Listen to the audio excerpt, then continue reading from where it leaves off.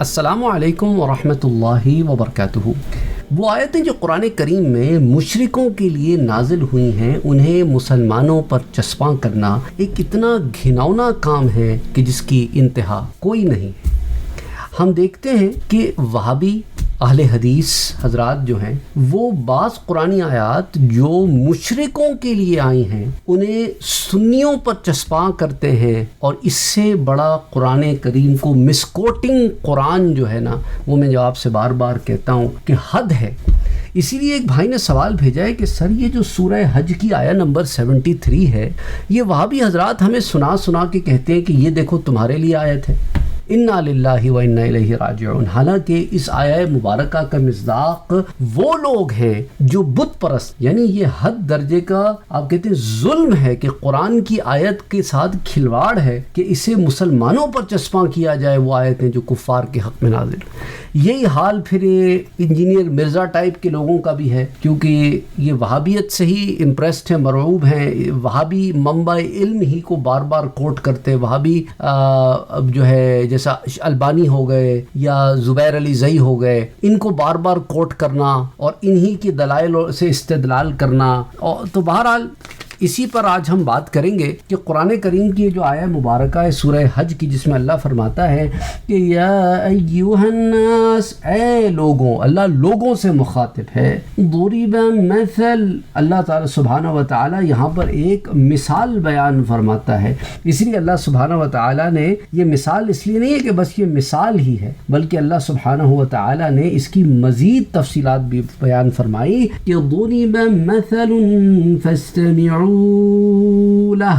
تو اللہ ایک مثال بیان کی گئی ہے تو اسے کان لگا کر سنو۔ اب اللہ فرماتا ہے ان الذین تدعون من دون اللہ لن یخلقوا ذبابا ولو اجتمعوا لہ۔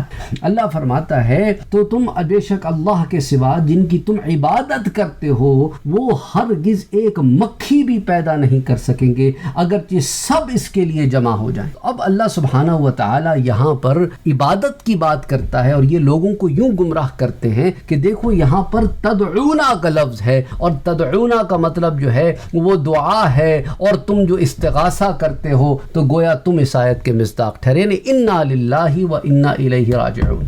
بات کیا تھی، اس کو اپنی وہابیت چمکانے کے لیے کیا بنا دیا گیا؟ تو یہی وہ زہر ہے جو یہ لوگوں میں اڈیلتے ہیں، اور پھر کہتے ہیں کہ ارے تم فرقہ پرستی کیوں کرتے ہو؟ ہم تو فرقہ پرستی کی بات ہی نہیں کرتے، ہم تو لوگوں کو صرف قرآن کریم بتا رہے ہیں۔ اور یہی حال پھر یہ یوتھ کلب والوں کا بھی ہے کہ یہ اپنے منہ سے تو نہیں بولتے کہ ہم وہابی ہیں، پر یہ وہی ڈاکٹرائن لوگوں کو پڑھا رہے ہیں جو وہابیوں کی، اور اسی طرح قرآن کریم کے مطالب و مقاصد کو غلط انداز میں پیش کر کے وہ آیتیں جو کفار کے لیے نازل ہوئی ہیں، بت پرستوں کے لیے نازل ہوئی ہیں، انہیں مسلمانوں پر چسپا کرتے ہیں۔ حالانکہ یہاں پر جو الفاظ ہیں نا تدعونا، اس کا معنی عبادت کے ہیں، اس کا معنی بدل دیا، انا للہ و انا الیہ راجعون۔ وہ سب مل کر بھی ایک مکھی کو پیدا نہیں کر سکتے۔ اور اسی طرح فرمایا اللہ نے وَإِن يَسْلُبْهُمُ الذُّبَابُ شَيْئًا لَا يَسْتَنقِذُوهُ مِنْهُ، اور اسی طرح اگر مکھی ان سے کچھ چھین کر لے جائے تو اس سے چھڑا بھی نہیں سکیں گے۔ ضعف الطالب والمطلوب، کتنا کمزور ہے چاہنے والا اور وہ جسے چاہا گیا۔ اب یہ جو ٹکڑا ہے نا، یہ پھر سناتے ہیں سنیوں کو اور کہتے ہیں کہ دیکھو انا للہ و انا الیہ راجعون۔ یعنی اللہ سبحانہ و تعالی نے اس سے پہلی آیات نہیں پڑھی، انہوں نے اس سے پہلی آیات میں اللہ نے کیا بتایا تھا کہ مشرکین بتوں کی عبادت کرتے تھے۔ کہ یہی وجہ ہے نا کہ قرآن بھی آدھا پڑھتے ہیں، یا آدھا پڑھتے تو نہیں لیکن ان کو پتہ ہے سامنے والے کو جتنا مرضی چاہے کوٹ کر دو۔ تو اس لیے دیکھو نا، اس سے پچھلی آیت میں اللہ نے کیا فرمایا، وَإِذَا تُتْلَى عَلَيْهِمْ آيَاتُنَا بَيِّنَاتٍ تَعْرِفُ فِي وُجُوهِ الَّذِينَ كَفَرُوا الْمُنكَرَ يَكَادُونَ يَسْطُونَ بِالَّذِينَ يَتْلُونَ عَلَيْهِمْ آيَاتِنَا قُلْ أَفَأُنَبِّئُكُم بِشَرٍّ مِّن ذَلِكُمْ النَّارُ وَعَدَهَا اللَّهُ الَّذِينَ كَفَرُوا وَبِئْسَ الْمَصِيرُ۔ اور جب ان پر ہماری روشن آیتوں کی تلاوت کی جاتی ہے تو تم کافروں کے چہروں میں ناپسندیدگی کے آثار دیکھو گے، قریب ہے کہ انہیں لپٹ جائیں گے جو ان کے سامنے ہماری آیتیں پڑھتے ہیں۔ تم فرما دو کیا میں تمہیں وہ چیز بتا دوں جو تمہیں اس سے زیادہ ناپسند ہے؟ وہ آگ ہے، اللہ نے کافروں سے اس کا وعدہ کیا ہے، اور وہ کیا ہی بری پلٹنے کی جگہ ہے۔ تو اللہ سبحانہ و تعالی کافروں سے مخاطب ہے، اور اسی کلام کو آیت 73 میں اللہ سبحانہ و تعالی نے کنٹینیو فرمایا ہے، اور یہ ان کی زیادتی ہے، ان کا ظلم ہے کہ یہ قرآن کریم کی آیات کے مطالب بدل دیتے ہیں۔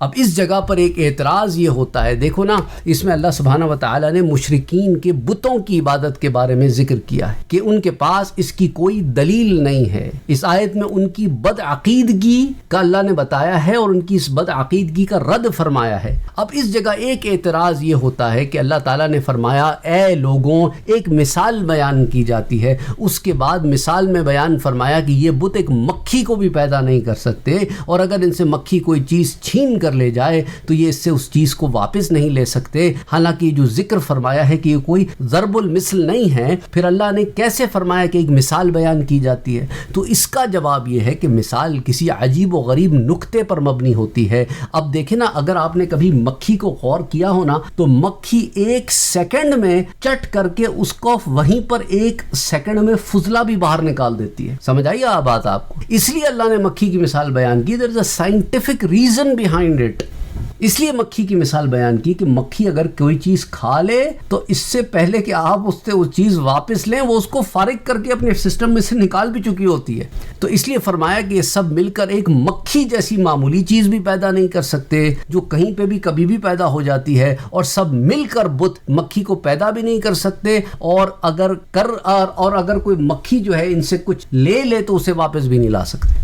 اتنے یہ بت جو ہیں یہ کسی کام کے نہیں ہیں۔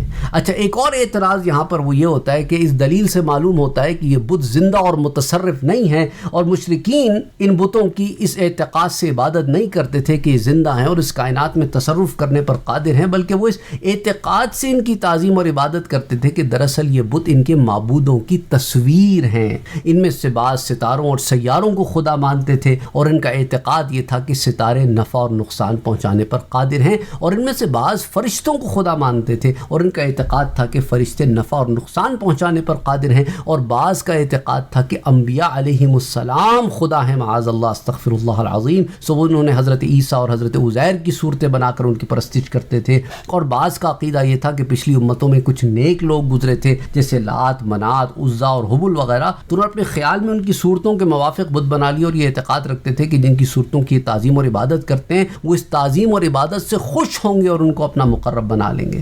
تو یہ اعتراض جو ہے جب یہ پیش کیا جاتا ہے تو اس کا جواب یہ ہے کہ جن کی صورتوں کی یہ تعظیم اور پرستش کرتے تھے، یعنی کہ ستارے، سیارے، فرشتے، انبیاء، صالحین، ان میں سے ستارے اور سیارے تو مطلقاً کسی چیز کو پیدا کر ہی نہیں سکتے، اور اگر ان سے کوئی چیز چھین لی جائے تو اس کو واپس بھی نہیں لا سکتے۔ تو رہے فرشتے، انبیاء اور صالحین، تو وہ بھی اپنی ذاتی قدرت سے کوئی چیز پیدا نہیں کر سکتے، اور نہ اللہ کی اجازت کے بغیر کسی چیز میں تصرف کر سکتے ہیں۔ ہر چند کے حضرت عیسیٰ علیہ السلام بعض پرندوں کی تخلیق فرمائی، بعض مردے زندہ کیے، لیکن ساتھ قم باذن اللہ بھی تو ہے نا، کہ اللہ کے حکم سے، اللہ کی دی ہوئی قدرت سے، اس کی اجازت سے۔ اسی طرح فرشتے ہو گئے، دیگر انبیاء ہو گئے، صالحین ہو گئے، کائنات میں تصرف کرتے ہیں مگر اللہ کی دی ہوئی قدرت اور اس کی اجازت سے، اللہ کی دی ہوئی عطا سے، اس کی اجازت کے بغیر نہیں کچھ کر سکتے۔ لیکن یہ بت کا تو کچھ ہے ہی نہیں، یہ تو پتھر کے بنائے ہوئے ہیں، اس کے اوپر تو کوئی ان کا کچھ ہے ہی نہیں نا معاملہ۔ اور اگر یہ کوئی صالحین تھے جو گزر گئے، جن ہستیوں کی صورتوں میں انہوں نے بت تراشے ہیں، تو وہ بھی اس کی عطا اور اس کی اذن، یعنی اللہ کی عطا اور اللہ کی اذن کے بغیر کچھ نہیں کر سکتے، کوئی تصرف نہیں کر سکتے۔ اور پھر اس پر کیا دلیل ہے کہ جن ہستیوں کی یہ تصویریں اور مجسمے ہیں وہ ان تصویروں اور مجسموں کی عبادت سے خوش ہوتے ہیں؟ ان ہستیوں نے تو کبھی اپنی عبادت کا حکم ہی نہیں دیا بلکہ ہمیشہ اس پر انکار کیا، تو وہ اپنی تصویروں اور مجسموں کی عبادت کے اوپر کیسے خوش ہوں گے اور عبادت کرنے والوں کو اپنا مقرب کیوں بنائیں گے؟ وہ ہستیاں تو تمام عمر اللہ کی عبادت کرتی رہیں اور اس کی عبادت میں کسی کو شریک کرنے سے منع کرتی رہیں۔ تو یہ ہندوؤں کے ہاں بھی یہی ہے، وہ کہتے ہیں یہ تو ان ہستیوں کی تصویریں ہیں، لیکن جن ہستیوں کی تم نے اپنی تخیلات سے تصویریں بنا لی ہیں، اگر وہ اللہ کے برگزیدہ تھے تو انہوں نے تو اپنی عبادت سے منع کیا ہے. جب انہوں نے اپنی عبادت سے منع کیا تو تم کس بیسس پر ان کی عبادت کرتے ہو؟ سمجھ آئی بات؟ تو یہاں پر سراسر آیات جو ہیں وہ کافروں کے اور مشرکوں کے رد میں ہیں. اس کے بعد جو فرمایا نا کہ طالب اور مطلوب دونوں ضعیف ہیں، طالب اور مطلوب کے تعین میں پھر دو قول ہیں. یعنی طلب کرنے والا، مطلوب جس کو وہ طلب کر رہا ہے، جس سے طلب کر رہا ہے. ایک قول یہ ہے کہ بت طالب ہیں اور مکھی مطلوب ہے، کیونکہ بت مکھی کو پیدا کرنا چاہتے ہیں یا اس سے چھینی ہوئی چیز واپس لانا چاہتے ہیں. اور دوسرا قول یہ ہے کہ بتوں کی عبادت کرنے والا طالب ہے اور خود بت مطلوب ہے، کیونکہ وہ ان کی قربت، یعنی بتوں کی قربت حاصل کرنا چاہتا ہے، ان کی عبادت کرتے. تو بعض لوگ شرک کی نفی کرنے اور توحید کے اس بات میں حدود سے تجاوز کرتے ہیں، اور انبیاء اور اولیاء کے احترام کا دامن ان کے ہاتھ سے چھوٹ جاتا ہے. اور یہ آیات جو بتوں کی اور ان کی پرستش کرنے والوں کی مذمت میں نازل ہوئی ہیں، اس کو انبیاء پر معاذ اللہ چشماں کرتے ہیں. یہ بہت ہی خطرناک طریقہ کار ہے، توہین آمیز طریقہ کار ہے، اور خوارج سے بھی بدتر طریقہ